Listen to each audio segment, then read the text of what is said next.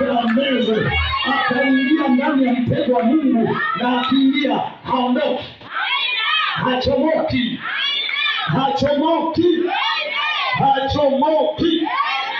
Mbele yako sio wananioga, sio wametuma mtu amekaa huko mjini, ndote anatamani, ngojea na mimi walau nikatamike. Yuko huko, kuna mtu kule ndani ya ukoo anawachanganya, anasema lazima waiabudu mizimu wala lazima warudi. Umekaa Dar es Salaam, ukipata hela tu kidogo lazima urudi kijijini wende ukafanye mambo. Kuna mtu ndani ya ukoo, yeye ndo anayedumisha mila na desturi ambayo wazee waliacha. Leo ninaamuru kwenye mwendo wao, tunamfyatua yeye ili Mungu aingie ndani ya ukoo.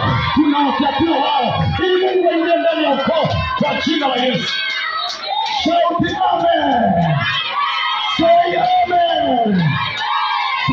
Amen. Kuna watu ndani ya mitaa wamekaa, wao ndio chanzo cha ushetani.